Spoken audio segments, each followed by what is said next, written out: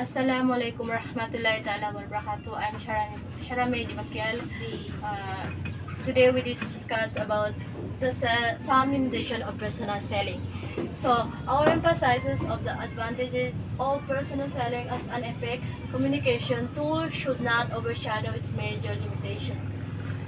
So, dito is personal selling is mahusay na paraan sa pagbebenta. Sa pagbebenta. Pero may mga limitasyon din ito. So, for example is hindi lahat ng kumpanya na gumagamit ang personal selling dahil mahal at matrabaho ito, lalo na kapag marami ang customer. The types of personal selling task: order taker, suggested selling, order getting, pre-owner, and account manager. And one is order taker. Order taker, ito yung mga kumukuha ng order ng customer or gumawa ng resibo or invoice, siguraduhin maayos ang order ng customer. Suggested selling, ito yung nanghihikayat ng customer na bumili pang karagdagang produkto. For example is sa fast food. For example sa fast food, umorder ka ng burger, itatanong ng cashier if gusto mo pang karagdagang french fries or onion. So, order getting, ito naman ang salesperson naghahanap ng bagong customer o nanghihikayat na bumili. Number 4 is pioneer. Pioneer, ang salesperson nagbebenta ng produkto o nagpapakilala ng produkto sa merkado. For example, nagbebenta ka ng bagong uri ng sabon sa market. Number 5 is account manager. Account manager nakatuon sa pag-aalaga ng kasalukuyang customer. And also, ito ay at papanatili ng good relationship. Sales support and cross-functional teams. Many salesperson hold jobs whose title suggests that they involved in special selling situation. One salesperson of this sort is called missionary.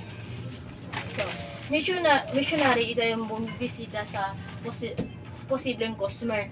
Ito ay nagbibigay ng impormasyon sa iyong produkto. For example, ako yung salesperson. Hindi ako pwedeng magbigay ng impormasyon sa aking produkto maliban sa aking prospective na customer. Cross-functional sales team.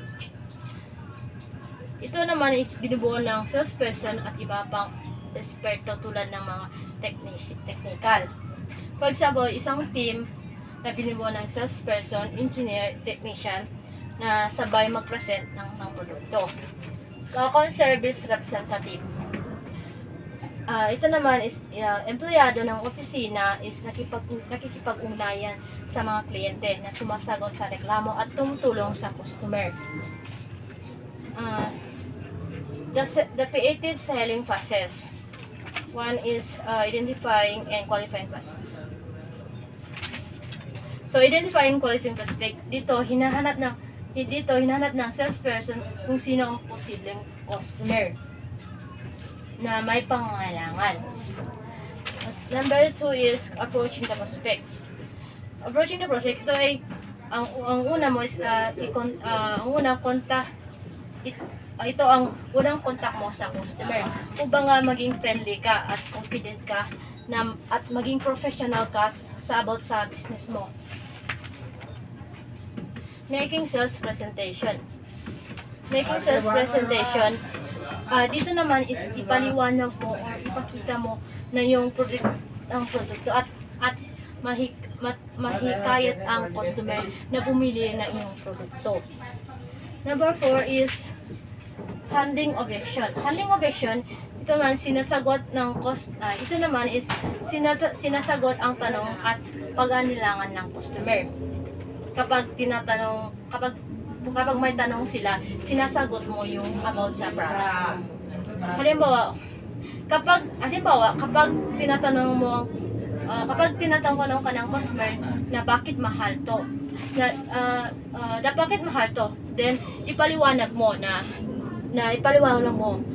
if bakit mahal or Yan. Ganun. Number 5 is closing the sale. Closing the sales. Ito naman, kinukubinsi ng customer na bilhin ang produkto. Halimbawa dito, kapag bibili niyo po ito, may libre po kami. May free delivery kami. Like ganun. Last is following up. Pagkatapos ng bentahan, tinitiyak ng customer na maganda ang iyong relationship at also masaya ang customer na binili masaya yung customer. Oo, yun na. Halimbawa, tumawag yung salesperson makalipas ng isang linggo upang tanungin kung ayos yung binili mong produkto.